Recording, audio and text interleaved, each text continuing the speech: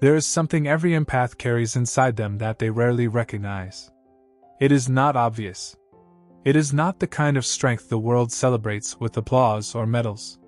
It does not look like power on the outside. In fact, it often disguises itself as softness, as quietness, as fragility. For years, the empath mistakes it for weakness. They spend their life apologizing for it, suppressing it, or bending under the weight of it.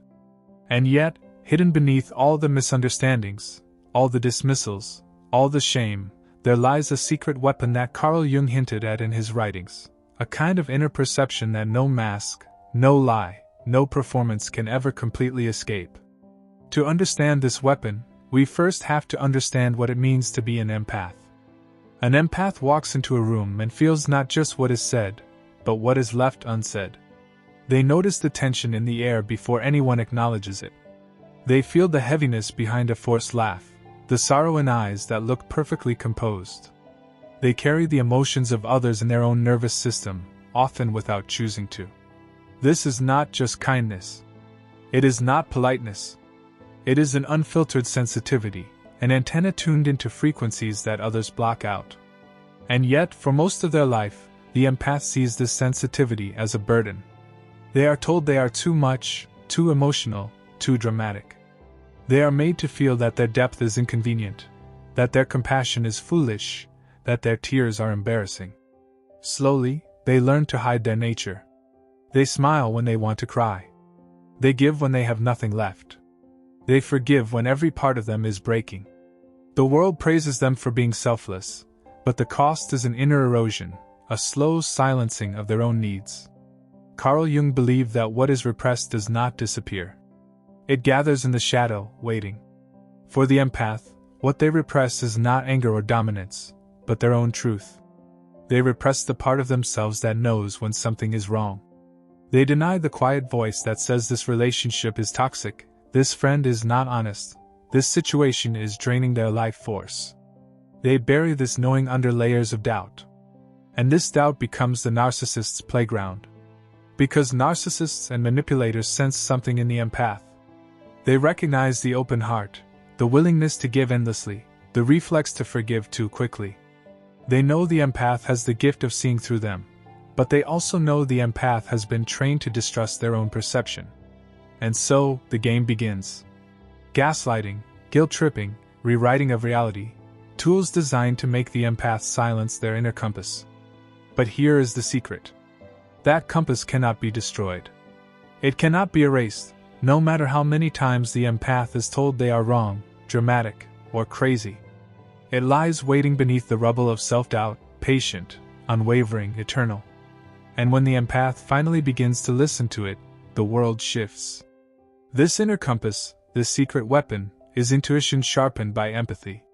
It is the ability to read not just words but energy.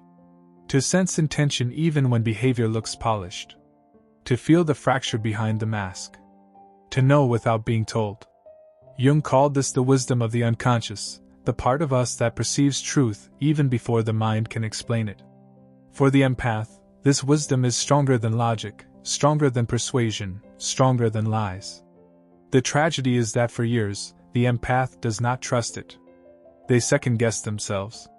They replay conversations 100 times, wondering if they misunderstood. They give second, third, 10th chances because they hope they are wrong. But the secret weapon does not falter. It whispers, then nudges, then screams until the empath cannot ignore it anymore. And when they finally act on it, the chains begin to break. They start saying no without apology. They walk away from manipulation without explanation. They no longer explain themselves to people committed to misunderstanding them. And in these small acts, the empath realizes the truth. They were never powerless. Their greatest strength was inside them all along. The narcissist cannot fight this kind of power. Rage, guilt, charm, none of it can penetrate someone who trusts their own perception. The empath sees through the illusion, and once they see, they cannot unsee. The secret weapon has awakened. And here lies the transformation. What once felt like fragility becomes armor. What once felt like weakness becomes a sword. Not a sword that harms, but a sword that cuts through lies, illusions, and falsehood. The empath does not need to fight to destroy. They simply stand rooted in their truth, and in that truth, manipulation collapses. Carl Jung knew that individuation, the process of becoming whole, requires us to embrace what was hidden. For empaths, this means reclaiming sensitivity not as weakness but as wisdom. It means no longer burying their truth in order to keep the peace. It means recognizing that their ability to feel deeply is not a flaw to fix but a compass to follow. The secret weapon every empath carries is not force, not dominance, not control. It is vision. The ability to see what others cannot. The ability to sense what others deny. The ability to hold truth, even when it is uncomfortable, even when it costs them comfort. And when this weapon is embraced, the empath is no longer prey. They are no longer at the mercy of narcissists, manipulators, or abusers. They are free. Because what could be more powerful than a heart that sees through lies, and still chooses to love, but wisely? The secret weapon of the empath is intuition sharpened by feeling, but knowing it is only the beginning. Awakening to this inner compass is like discovering a map in the middle of a forest. The empath now realizes they are not lost, but a map is useless unless you learn how to read it, to trust it, and to walk the path it points toward. This is where many falter. After years of doubting themselves, the empath hesitates. They wonder if they will fall back into the old patterns, if they will once again be pulled into the orbit of those who drain them. But slowly, they begin to learn how to use the weapon, not recklessly, but deliberately, wisely, with clarity. At first, it shows up in small choices. They feel the heaviness in a conversation, and instead of ignoring it, they step back. They notice the knot in their stomach when someone's words do not match their energy, and instead of dismissing it, they pause. These moments feel fragile, uncertain, even awkward. But each time they honor their intuition, the voice inside grows stronger. Like a muscle, this weapon strengthens through use. And the empath begins to discover something revolutionary. Their feelings are not liabilities, they are signals. They are not distortions of reality, they are windows into it. Carl Jung often wrote about synchronicity, the meaningful connections that arise when we align with the truth of our unconscious. For the empath, honoring intuition brings more synchronicity. The right people appear, the right opportunities open, the right boundaries protect them. What once felt like endless chaos begins to form a pattern. Life does not become painless, but it becomes clearer. They stop wasting years in relationships that slowly kill them. They stop silencing their needs just to keep the peace. They stop mistaking pity for love.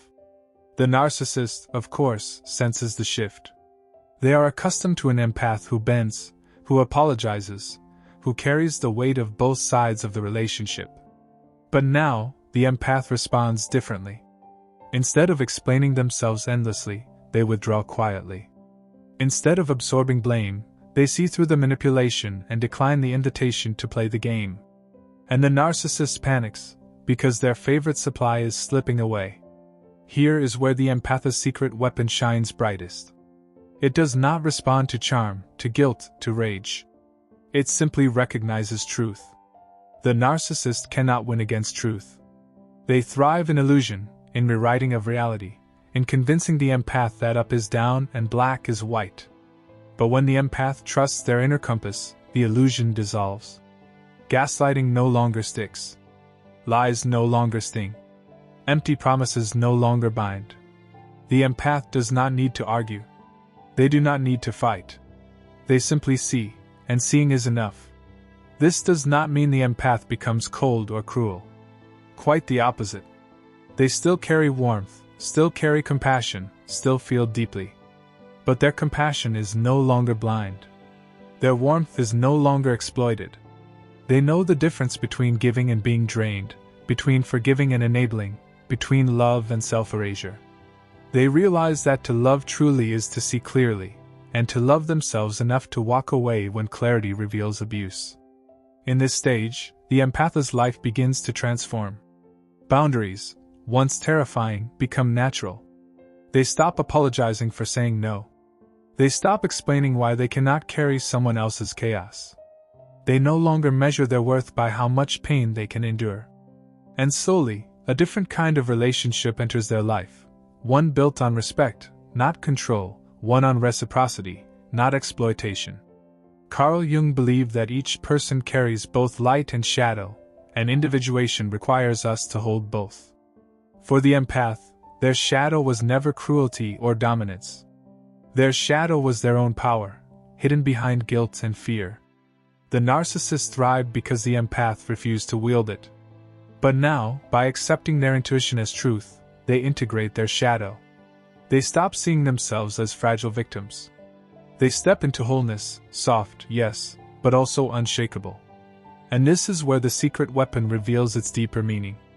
It is not simply about surviving the narcissist. It is about transforming the way the empath lives in the world. No longer apologizing for their sensitivity. No longer seeing their compassion as a curse. No longer mistaking their tears as weakness. Instead, they carry their depth like a torch in the dark, a light that guides them and those around them. This is not the end of the journey. It is the beginning of a new way of living. The empath is no longer a victim of their nature. They are its master. And the world that once dismissed their sensitivity now has to face it as strength. Because the secret weapon every empath carries is not hidden anymore. It is alive, awake, and undeniable. When the empath reaches this place of inner clarity, something begins to shift not only in how they protect themselves, but also in how they create their life. For years, their energy was consumed by survival, shielding themselves from manipulation, recovering from heartbreak, carrying the silent weight of unspoken wounds. But with the secret weapon awakened, survival no longer defines them. They begin to see that their depth, their intuition, their ability to feel so much, is not just about guarding against harm. It is about building a life that is meaningful, alive, and true to who they are. This stage feels like the slow arrival of spring after a long, brutal winter. At first, it is subtle. They notice that conversations with the wrong people no longer leave them drained, because they no longer stay in those conversations. They notice that they can enter a crowded room without losing themselves, because they have learned how to stand rooted even among noise. They notice that when someone tries to twist their words, the fog of self-doubt does not descend. Instead, there is clarity. And clarity feels like freedom. Carl Jung often spoke of individuation, the process of becoming whole, integrating every part of ourselves. For the empath, this is not about erasing their sensitivity, nor hardening into someone unrecognizable. It is about accepting their nature fully, including the parts they once rejected. The tears they once hated in themselves become signs of honesty. The intuition they once dismissed becomes trusted guidance. The anger they once buried becomes a boundary that protects their heart. In this integration, the empath discovers something powerful. They are no longer fragmented, they are whole. And from wholeness, new possibilities emerge. Relationships shift first. They are no longer drawn to chaos, because chaos no longer feels like home. They are no longer pulled toward the narcissist's charm, because they see the hollowness beneath it. Instead, they begin to resonate with people who bring calm, people who respect silence, people who value honesty more than performance. For the first time, love does not feel like a battlefield. It feels like rest. Work changes too. Many empaths spend years in roles where their kindness is exploited, where they carry workloads in silence, where they serve without recognition. But with their weapon alive, they begin to ask different questions. Is this job aligned with who I am? Is this path draining or nourishing? Am I hiding my gifts because I fear they are too strange, too soft, too unpractical? And in asking, doors open. They begin to use their depth in ways that bring them alive, in healing, in creativity, in teaching, in guiding. They discover that their sensitivity is not a weakness in the world of work, but a kind of intelligence the world desperately needs. And perhaps the most profound change is in how they treat themselves. For so long, they carried the unspoken rule that everyone else mattered more. They silenced their needs, thinking that was love. They tolerated abuse, thinking that was strength. But now, they understand that self-love is not selfishness. It is survival, yes, but also something greater. It is honoring the soul that feels so deeply. It is respecting the intuition that whispers truth. It is protecting the child within who was once told they were too much. In this stage, the empath learns to give themselves what no one else gave them. They allow rest without guilt. They allow joy without fear. They allow solitude without shame. And in doing so, they stop being at war with themselves. Peace enters, not as a fleeting moment, but as a steady rhythm. The narcissist, who once defined their story, fades into the background. They are no longer the central figure in the empath's life. The empath's focus shifts from escaping pain to creating meaning. From surviving the darkness to walking into the light. From being silenced to speaking their truth, softly but firmly. This is the unfolding of the secret weapon. It is no longer just protection, it is creation. It is not only about saying no, it is about saying yes, to the right people, the right choices, the right path. And with each yes, the empath's life begins to reflect their inner truth. They are no longer living as a reaction to others. They are living as themselves. And perhaps that is the greatest secret of all. The empath does not need to become someone else to be strong. They only need to trust who they already are. As the empath continues their journey, they discover that life begins to open in ways they never thought possible. The pain that once defined them no longer controls them. The confusion that once silenced them no longer binds them. Instead, there is space, wide, open space inside their heart. And within that space, something new begins to grow. For years, the empath lived in reaction to others. They shaped themselves around other people's moods. They bent their boundaries to keep peace. They silenced their voice so they would not be abandoned. But now, after awakening to their secret weapon, their intuition, their inner truth, their unshakable sense of knowing, they find themselves no longer reacting. They are creating. They are living on their own terms. This shift feels strange at first. Imagine someone who has been locked in a dark room suddenly stepping into sunlight. The brightness hurts their eyes, but slowly, they begin to see clearly. The empath feels the same. At first, freedom feels uncomfortable, almost unreal. They ask themselves, is it really okay to say no? Is it really okay to rest when I am tired? Is it really okay to choose peace over chaos, even if others don't understand? And the answer, whispered by their secret weapon, is always yes. With each yes to themselves, the empath grows stronger. Their life begins to reorganize. The wrong people drift away, not because of dramatic confrontations, but because the empath no longer feeds them. The relationships built on taking collapse when the giving stops. And although this loss can feel painful, even lonely, there is also relief. The empath no longer carries the unbearable weight of one-sided connections. Carl Jung once said that wholeness is not about becoming perfect, but about embracing all that we are. For the empath, this realization is life-changing. They no longer hide their sensitivity, as though it were shameful. They no longer see their compassion as a weakness. They no longer bury their anger as if it were dangerous. Instead, they embrace it all. Sensitivity becomes their guide. Compassion becomes their gift. Anger becomes their boundary. And in that embrace, they step into wholeness. And with wholeness comes a new kind of power. Not the power of dominance, not the power of control, but the power of presence. People around them begin to notice it. They sense that the empath has changed, though they may not be able to put it into words. There is a steadiness in them, a calm strength. They no longer tremble under criticism. They no longer scramble for approval. They no longer beg for love. Instead, they stand quietly, radiating a sense of self that cannot be taken away. This quiet strength draws people in. But this time, it is not the narcissist who comes closer, or if they do, they cannot stay long. The empath sees through them too easily. The illusion has no hold anymore.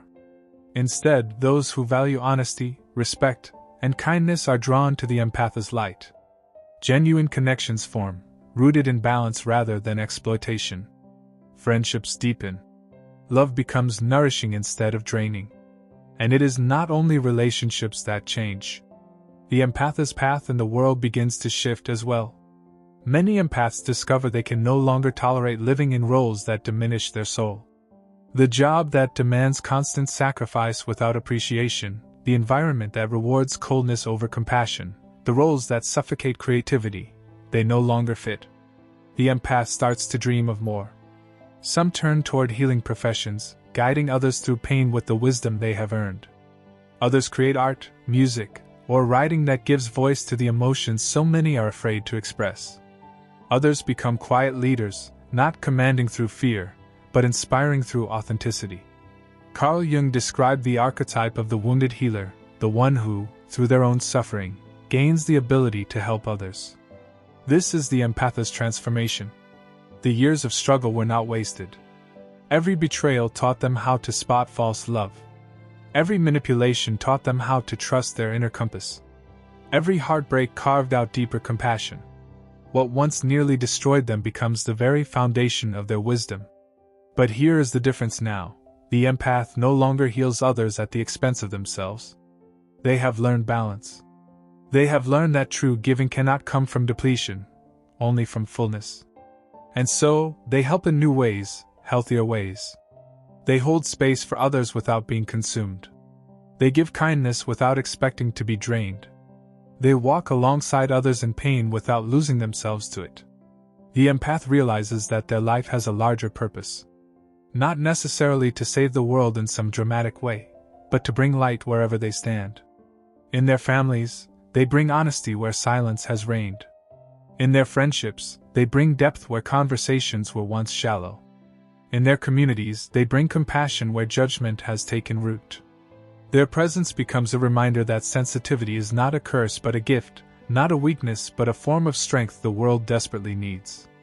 This is where the empath finally understands the deepest truth of their secret weapon. It is not simply about defense. It is not only about surviving narcissists or shielding against harm. Its ultimate purpose is creation. It is the torch they carry, a light that illuminates the world around them, showing others that it is possible to live with both depth and strength, with both compassion and clarity. And in carrying this torch, they stop being invisible. They stop hiding. They step into the role they were always meant to embody, not as victims of their sensitivity, but as guardians of it, keepers of a light that cannot be extinguished. There comes a moment in the empath's journey when they finally pause and look back. The years of giving, the nights of doubt, the endless cycles of being used and discarded, the quiet tears shed in secret, all of it comes into view. And for the first time, instead of shame or regret, they feel something different. They feel pride. Because they see clearly now what those years really were. They were not wasted. They were shaping. Every wound carved out depth. Every betrayal sharpened vision. Every heartbreak forced them to listen to the one voice they had ignored for too long, their own. Carl Jung believed that the goal of life is individuation, becoming whole, becoming who we truly are beneath all the masks and expectations. For the empath, individuation means stepping out of the role they were forced into since childhood. No longer the one who must always fix, always soften, always absorb. No longer the child who believed love had to be earned by erasing themselves. Individuation for the empath means stepping into fullness, sensitive, yes, but no longer fragile. Compassionate, yes, but no longer blind. Giving, yes, but no longer depleted. They become both gentle and firm, both open and discerning, both heart-led and self-protecting. This transformation is not loud. It does not come with applause or fireworks. It arrives quietly, like a steady sunrise after a long night. One day, the empath realizes they no longer feel the constant weight of fear in their chest. They no longer replay every conversation in their head, wondering if they were too much or not enough. They no longer walk on eggshells in relationships, waiting for the explosion of someone else's anger. Instead, they live with a kind of peace that once felt impossible. This peace is not the absence of pain, but the presence of truth. Life still brings challenges, but the empath no longer loses themselves in them. Toxic people may still appear, but they no longer enter deeply into the empath's world. The empath's secret weapon, their intuition, their clarity, their wholeness, guides them away before the damage begins. Where once they felt powerless, now they feel steady. Where once they doubted every choice, now they trust themselves. Where once they begged to be loved, Now they know they are worthy, whether others see it or not. And perhaps the greatest gift is what happens inside. The inner child, the one who was never allowed to be selfish, who learned to shrink, who believed love meant self-erasure, finally feels safe. The empath begins to give themselves what no one else ever gave. They rest without guilt. They create without shame. They love without fear. They finally treat themselves with the same gentleness they once poured into others.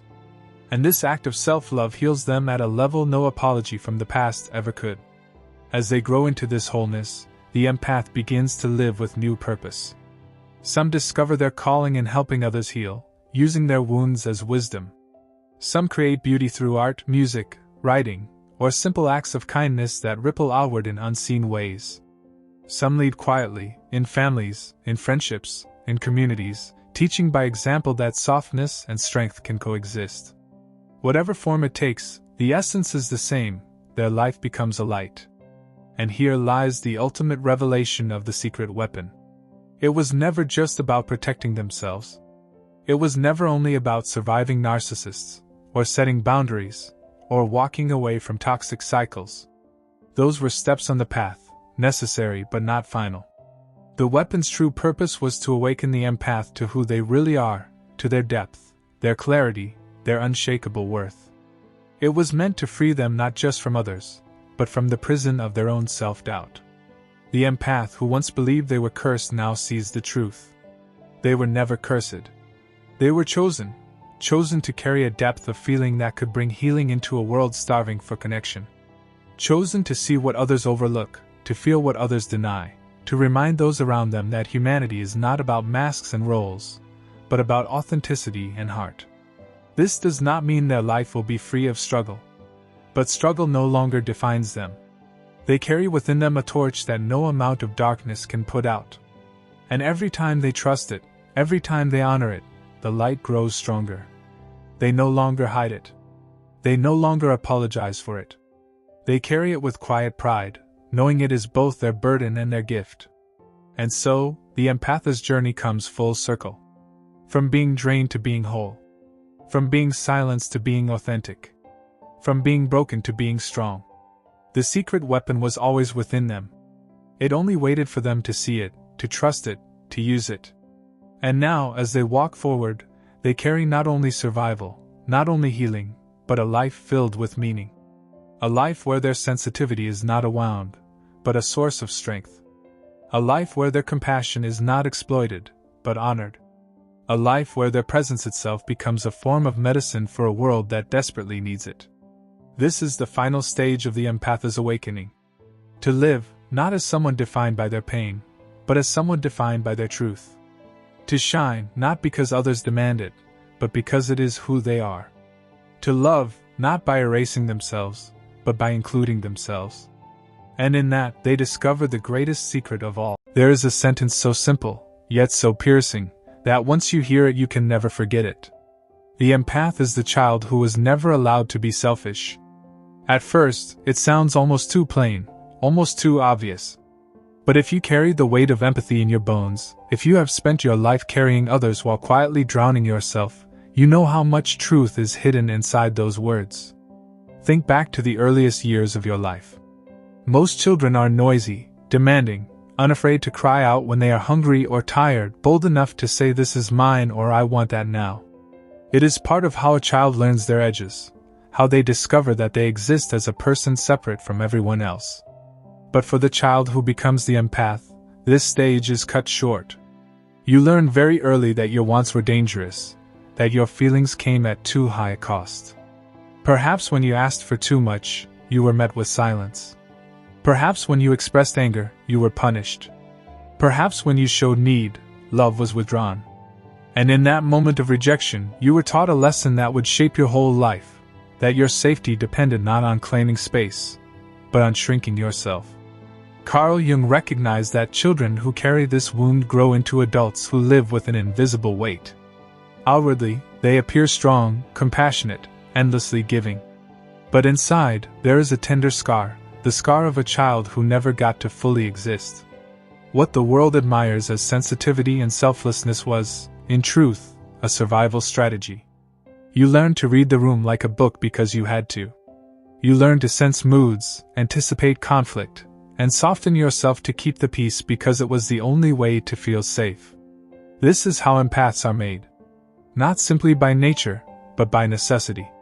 And here lies the paradox of the empath's life. You are praised for being selfless, yet that very selflessness often leaves you feeling invisible. People come to you for comfort, for understanding, for healing. They lean on your kindness, they pour their troubles into your open heart. And while you give and give, a quiet part of you aches with the question, when will anyone carry me? When will anyone see me? The world claps for your compassion, but it rarely notices your exhaustion. The world loves your giving, but it rarely asks what it costs you to give so much. This cost is not small. It seeps into every corner of life. In relationships, you may find yourself with partners who take more than they give, because deep down you were trained to accept imbalance as normal. At work, you may pour yourself into tasks, carrying the emotional labor others ignore, and still wonder why you feel unappreciated. Among friends and family, you may always be the one who listens, the one who fixes, the one who soothes, and yet feel strangely alone in your own struggles. This loneliness is not an accident. It is the voice of that child inside you, still waiting to be chosen, still longing for the day when their needs matter as much as everyone else's. And here is where Jung's insight becomes so important. He saw that individuation, the journey of becoming your true self, cannot happen until you reclaim what was taken from you in childhood. For the empath, that means reclaiming selfishness. Not in the cruel sense of using others, but in the sacred sense of daring to exist for yourself.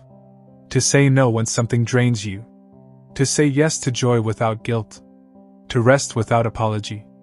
To acknowledge that your life is not just about carrying others, but about living fully, breathing deeply, feeling your own desires, and honoring your own needs. But this shift does not come easily. For the empath, selfishness feels like a betrayal. Even the smallest act of choosing yourself can stir up guilt so heavy it feels unbearable. You may catch yourself apologizing for resting, for saying no, for not answering a message right away. You may feel the old fear rising, the fear that if you stop giving, love will disappear. This is the shadow of your childhood, whispering that you only deserve affection if you keep sacrificing. And yet, this whisper is not truth. It is conditioning. And conditioning can be broken. Healing begins the moment you realize that the guilt you feel for choosing yourself does not belong to you. It belongs to the past. It belongs to the people who taught you that your needs were too much. It belongs to the childhood where you were forced to be selfless to survive. That guilt is not your voice. This is why Jung's final message is both painful and liberating. Painful, because it forces you to see the wound behind your gift.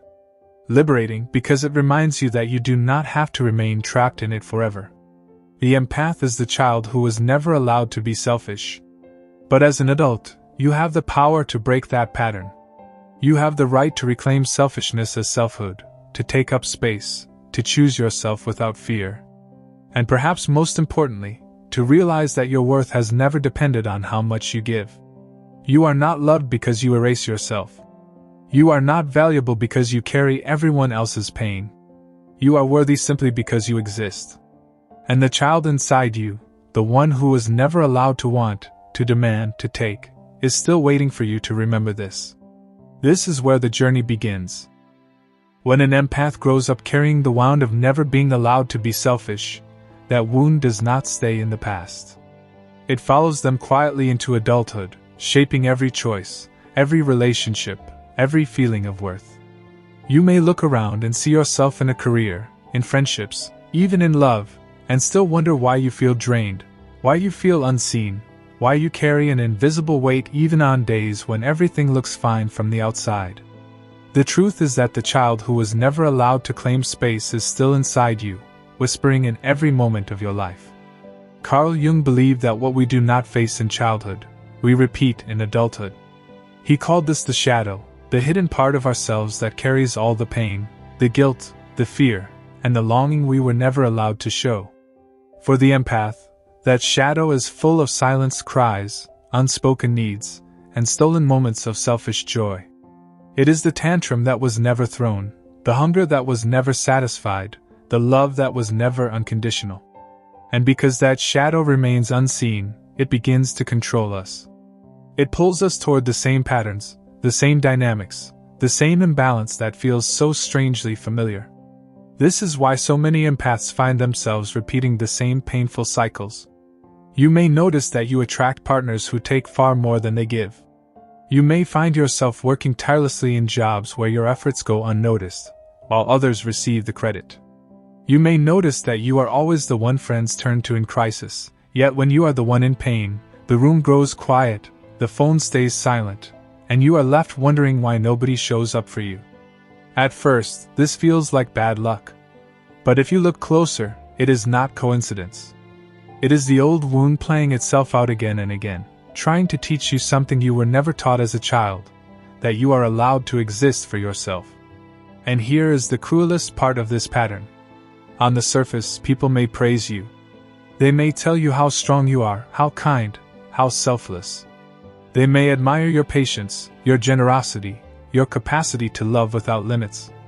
And a part of you glows with that praise because deep down you are still that child who wants to be seen, who wants to be valued. But beneath the glow is an ache, a heaviness, because you know that they are not seeing you. They are only seeing what you give. They are admiring the mask, not the person. And when the mask slips, when you finally show your exhaustion, when you dare to ask for something in return, suddenly the admiration fades. Suddenly you are told you are too much, too needy, too sensitive. And once again, you feel like the child who was punished for wanting. Jung understood that this is the trap of the empath. You become addicted to giving, not because it makes you whole, but because it is the only way you were ever taught to receive love. You learn that love must be earned, that affection must be bought with sacrifice, that belonging only comes when you erase yourself. And so, even as an adult, you find yourself repeating that bargain, giving more than you have, carrying more than you should, in the desperate hope that this time it will be enough, that this time someone will stay. But here is the turning point.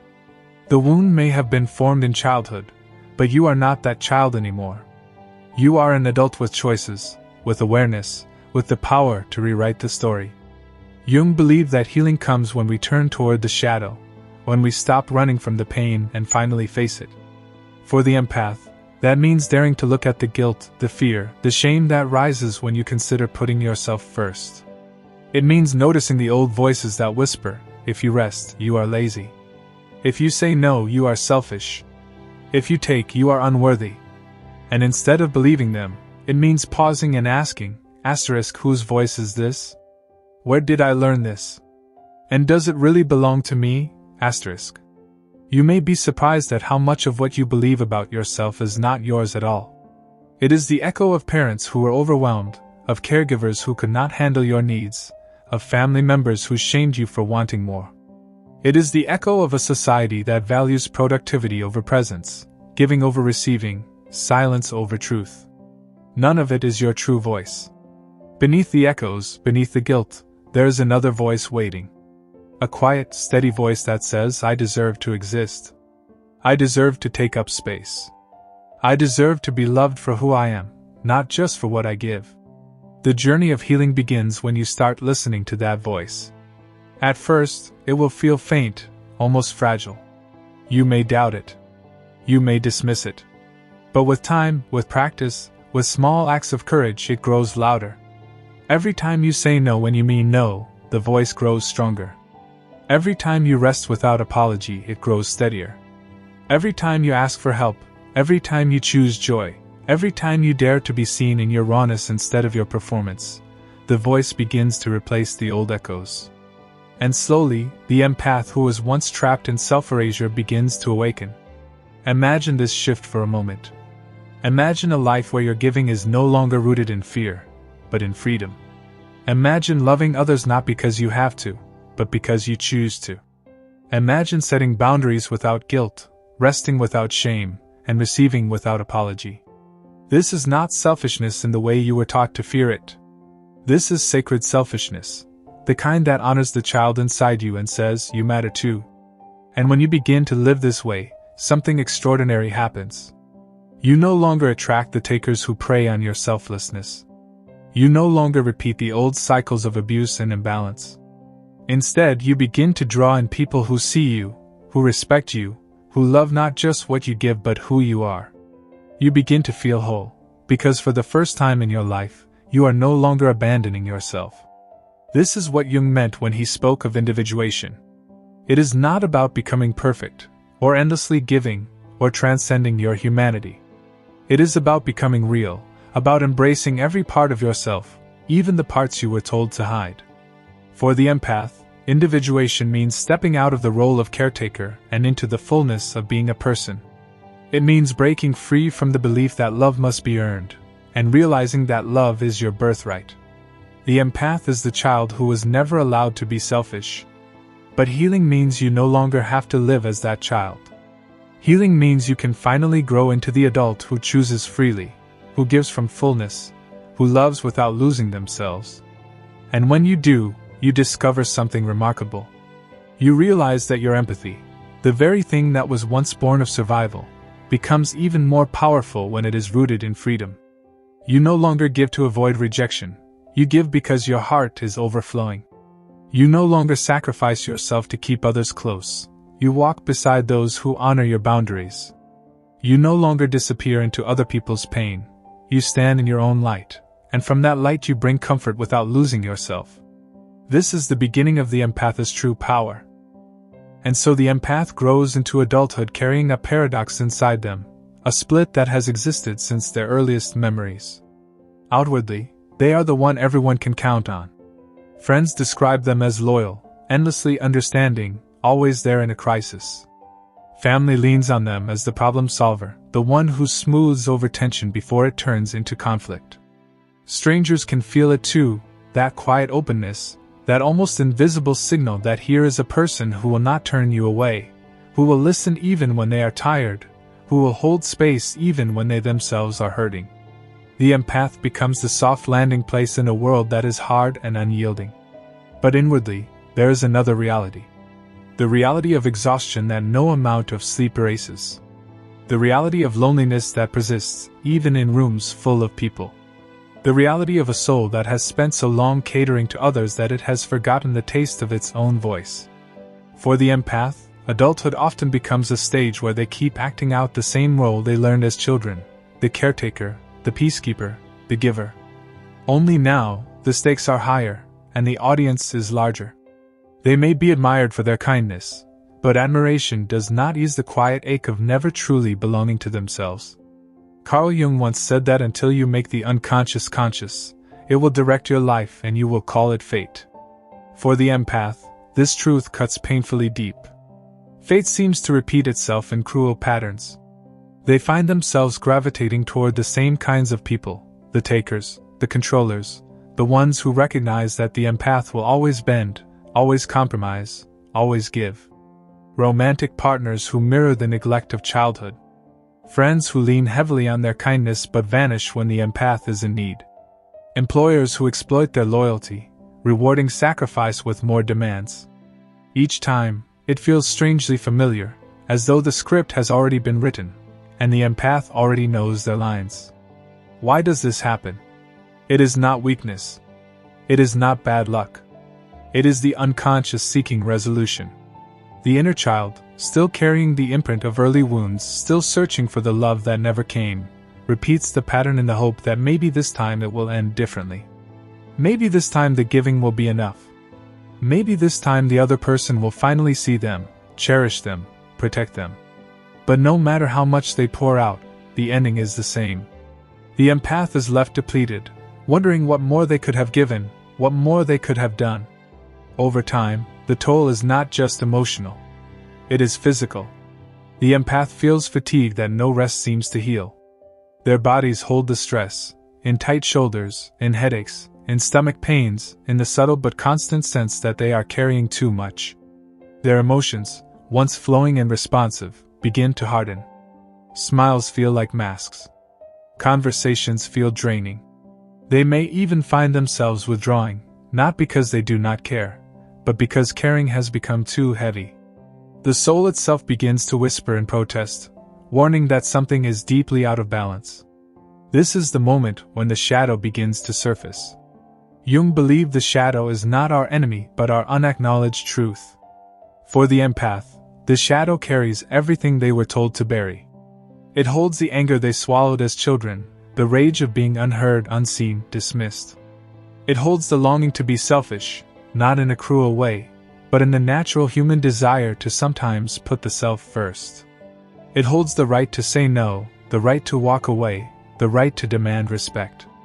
It holds the desire for rest, for solitude, for space. It holds boundaries, those invisible lines that say this is mine, and it must be protected. Yet the empath has been trained to fear this shadow. They were taught that anger is dangerous, that selfishness is shameful, that saying no makes them unlovable. So they avoid it, terrified of what it might mean. But Jung taught that the shadow, when ignored, rules us from the dark. The empath cannot escape it forever. Their exhaustion, their resentment, their quiet despair are all signs that the shadow is pressing at the door, demanding to be seen. The awakening does not always happen in one dramatic moment. Sometimes, it arrives quietly. Perhaps late at night, when they find themselves staring at the ceiling, realizing that their life feels like it belongs to everyone but them. Perhaps during a small interaction, when they hear themselves saying yes and suddenly feel their whole body rebel against the word. Perhaps in the silence after another heartbreak, when they are left wondering how much more they can give before there is nothing left. These are the moments when the unconscious begins to break through. These are the moments when the empath begins to sense that something has to change. And then comes the most radical thought of all. It does not arrive like thunder. It does not roar. It whispers, "What if I matter just as much as everyone else?" At first, the empath recoils. The thought feels dangerous, selfish, even wrong. But slowly it lingers. What if I was allowed to rest? What if I was allowed to say no? What if love did not have to be earned by sacrifice? What if being myself was enough? This is the seed of individuation, Jung's vision of becoming whole. For the empath, it is the beginning of a revolution. The child who was never allowed to be selfish begins to reclaim their right to exist. The adult who has lived as a giver begins to remember that they too are human, with needs and limits and desires that are just as valid as anyone else's.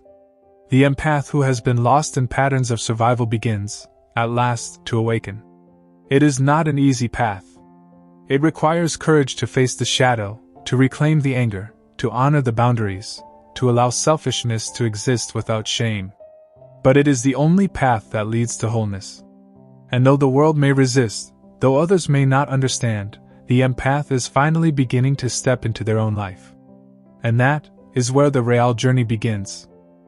And now the empath begins to step into a world they never realized was waiting for them, a world that has always existed, quietly, beneath the noise of demands and expectations, beneath the weight of obligations, beneath the unrelenting pressure to give without pause. It is the world of their own life, of their own heart, of their own needs, desires, and boundaries. At first, it is just a whisper, a subtle awareness that stirs within them. Perhaps it is the thought that they are allowed to rest without guilt. Perhaps it is the realization that saying no does not make them bad or unlovable. Perhaps it is the dawning sense that their own happiness is not something to be sacrificed endlessly for others. And though the whisper is soft, it carries a force that is impossible to ignore, a force that begins to pull them gently, insistently toward themselves. This is the beginning of individuation, Jung's concept of becoming whole, of reclaiming all the parts of the self that were once hidden, denied, or silenced. For the empath, it is not simply about being selfish, in the childish sense, but about learning that their existence, their feelings, and their choices have intrinsic value. It is about showing the inner child, the one who was never allowed to be selfish, that it is safe now, that it is safe to want, to feel, to rest, to take up space in the world without fear of abandonment or rejection. It is about acknowledging the shadow, those parts of themselves that were pushed away, and welcoming them home. The process is not linear, and it is not easy. It begins with noticing patterns, the recurring cycles that have defined their life for so long. They see the friends who take endlessly without giving in return. They see the partners who demand emotional labor and attention, yet vanish when the empath is in need. They see the workplaces that exploit their loyalty, expecting unwavering commitment, while offering little support. And with this awareness comes both clarity and grief. The empath begins to understand that these patterns are not coincidences. They are echoes of childhood wounds, unconscious repetitions of lessons learned long ago, that love must be earned, that selflessness is required, that their own needs are secondary. But in the clarity comes courage. Quiet courage, almost imperceptible, yet unstoppable. The empath begins to experiment with boundaries, testing them gently at first. They may say no to a friend's request without collapsing inside. They may step away from an obligation without apologizing or justifying. They may take moments of rest simply because they need them. And in each act of claiming themselves, they feel a subtle shift, a gentle expansion of their inner space that had long been compressed by the weight of caring for everyone else. As they practice these small acts of self-possession, something remarkable begins to happen. They start to notice changes in the relationships around them. Some people are unsettled, uncomfortable with this new self-aware presence, and they step back. But others are drawn closer, magnetized by the authenticity and groundedness that comes from someone who is no longer constantly bending to meet external expectations. They attract people who value them not for what they provide, but for who they are. And in doing so, they begin to understand that true connection is never transactional, never earned by exhaustion, never dependent on erasing the self. It is rooted in mutual respect, recognition, and presence. Yet even as the empath experiences these shifts, the old voices linger. The inner critic whispers that selfishness is shameful, that love must always be conditional, that their worth is measured by sacrifice. And each time these voices appear, the empath has a choice: to believe them, or to recognize them as remnants of childhood wounds that no longer define them. Every choice to honor the self, every boundary set, every yes spoken to their own needs, weakens the hold of these old patterns and strengthens the inner truth. They are allowed to exist fully, freely, and lovingly for themselves. The empath now begins to feel the true power of their gift. Empathy, once a burden born from survival and fear of abandonment, transforms into conscious compassion. They can feel deeply without being consumed. They can care without losing themselves. They can love without sacrificing their own well-being. They learn that their emotions are not chains to be endured, but tools to guide them toward truth.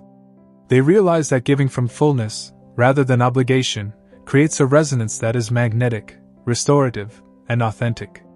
And in this space, the child they once carried silently begins to relax, begins to smile, begins to trust that it is safe to be seen. And so the empath steps fully into life in a new way. They are no longer defined by the endless cycles of giving and depletion. They are no longer bound by the invisible chains of expectations that were imposed on them. They are learning that self-love is not selfish. They are discovering that boundaries are not cruel. They are finally recognizing that their feelings, desires, and existence are not only valid, but necessary. And in this recognition, they find a profound sense of peace, not loud or flashy, but deep, calm, and enduring, like the still surface of a lake after the storm has passed. This peace is a gift of Jungian individuation, a sign that the empath has begun to reclaim the wholeness that was always theirs to claim. They are still compassionate. They are still deeply feeling. But they are now anchored, grounded, and aligned. They have learned that being an empath is not a curse to escape, but a sacred gift to embrace, one that shines brightest when it is rooted in self-respect, self-care, and conscious awareness. And as they move forward, carrying the child who was once silenced, the shadow that was once feared, and the adult who now chooses themselves, they begin to live with quiet power. A power that is not about control, domination, or constant doing, but about presence, awareness, and integrity. The empath is no longer just a caretaker for others. They are a caretaker for themselves, and in doing so, they become capable of love and compassion that is sustainable, balanced, and profoundly life-giving. And now the empath stands at the threshold of a new life, a life that once felt impossible, a life that was always whispered of in the quiet moments of longing and exhaustion. They have carried the weight of the world for so long that it feels almost unnatural to turn inward, to pay attention to their own needs, to honor the rhythms of their own heart. But the moment has come. The moment when the child who was silenced begins to take up space. The moment when the shadow, once feared, has been embraced. The moment when the adult who has survived, who has endured, who has given endlessly, finally says yes to themselves. The awakening is not sudden. It unfolds like a sunrise, slow and patient, illuminating the inner landscape that has been neglected for decades. The empath notices how different the world feels when it is approached from a place of self-possession rather than depletion. Conversations no longer feel like drains on the soul but like opportunities to connect with clarity and presence. Relationships no longer pull them into unconscious cycles of giving and loss but reflect the truth that healthy connection is mutual, respectful, and conscious. Even their own emotions, once overwhelming and confusing, become guides rather than burdens, signaling when to act, when to rest, and when to reclaim the self that has long been overlooked. Jung described individuation as the process of becoming who we truly are, integrating the conscious and unconscious, embracing shadow and light. For the empath, this stage is nothing less than profound liberation. They learn to hold space for their own pain without guilt. They learn that anger is not shameful, but a signal of boundaries needing protection. They learn that desire is not selfish, but a compass guiding them toward authenticity. They learn that saying no is not cruelty, but a declaration of self-respect. And in learning these truths, they begin to reclaim the parts of themselves that were never allowed to breathe: the curious child, the wounded child, the playful child, the fearless child, all returning, not scattered, but whole, inside them. The empath also begins to notice how their energy transforms. Where once they were drained by constant giving, now they are replenished by deliberate, conscious care that begins with themselves. They begin to recognize that empathy is a gift when it is given freely, not out of obligation or fear. They understand that they can feel deeply, love profoundly, and still preserve their own boundaries. They see that their sensitivity, once considered a liability, is actually a superpower, allowing them to navigate the world with clarity, intuition, and emotional intelligence that many cannot comprehend. Yet the journey is still tender. Old voices echo from the past, reminding them of rules they were taught to follow, that selfishness is wrong, that love must be earned, that giving is the highest virtue. And each time these echoes arise, the empath pauses, breathing deeply, remembering the truth they have reclaimed. They remind themselves that self-love is not arrogance. They remind themselves that rest is not weakness. They remind themselves that their feelings are valid, their needs are important, and their existence is enough without constant approval from others. This is where the empath realizes the final, most profound truth of their journey, that they are no longer bound by the cycles of the past.